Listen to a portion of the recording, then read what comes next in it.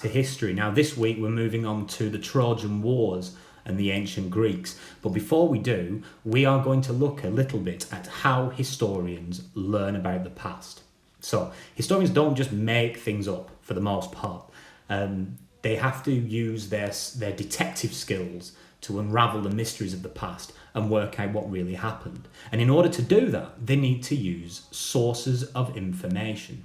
And historians use two main sources of information, and we call these primary and secondary sources. And today we're going to learn a little bit about what these are and where we can find them. A primary source is an object created at the time of the event that we're studying. So if we're looking at the ancient Greeks and the Trojan Wars, it could be a piece of writing or a manuscript that was written at the time of the Trojan Wars. It could be some sculpture or some pottery that gives us information about the Trojan Wars. It could even be a weapon to show us what they used to fight during the Trojan Wars. All these would be primary sources because they were created at the time of the period that we are studying. Now, a secondary source also gives us information about the past, but the difference is these are created a long time after the period that we're studying. So a secondary source could be a documentary film, it could be a speech given by a historian or an expert, it could be a history book or a textbook that gives information about a time period that we're studying. All these things are secondary sources, and all of these sources, primary and secondary, can be used together to help create a picture of the events in the long and distant past. Now, where can we find primary and secondary sources? Well, believe it or not, these sources can be found everywhere, from the internet to libraries to being out in the open world and looking. Sources are all around us, and to be a good historian, you need to use a range of sources, but also know where to find them. Primary sources, such as objects or artifacts, are often found on archaeological digs. Look at that! Ancient Greek pottery. Libraries are a great place to look for both primary and secondary sources. In some libraries we can find ancient documents that were written at the time,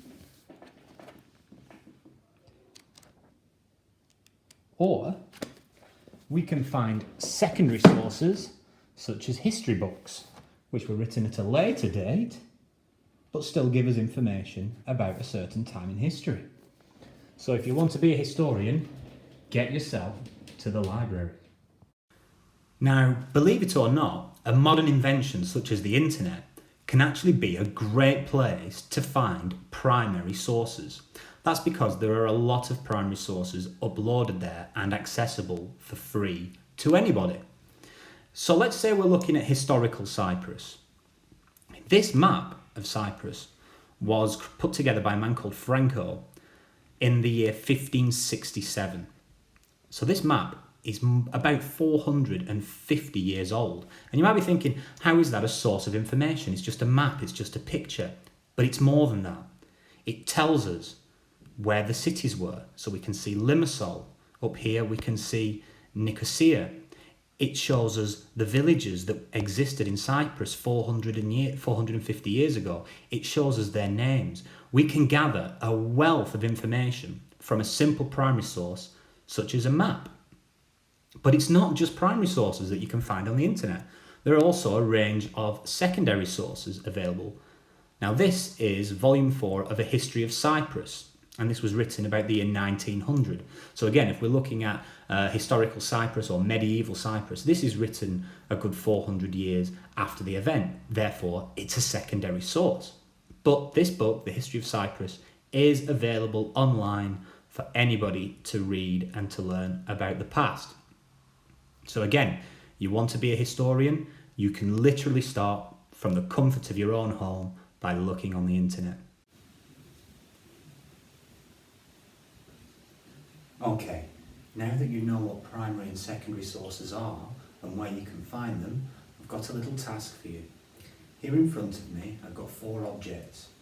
I'm going to tell you what they are, and you need to be able to work out whether they're a primary source or a secondary source. Okay? We're going to start off with this.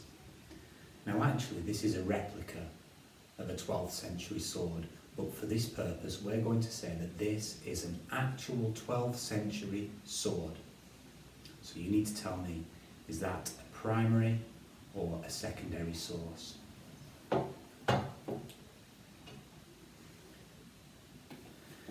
Now this here is a case book, and this book is a collection of medieval sources written in their original languages.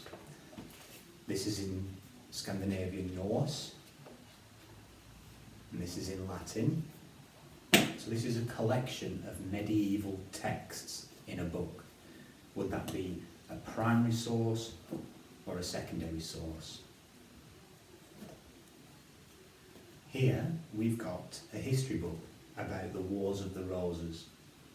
Book was written in 2005. Is that a primary source or a secondary source?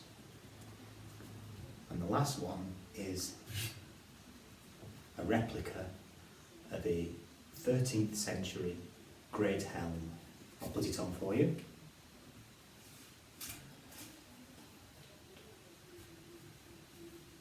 Would that be a primary source or a secondary source if we say it's a replica?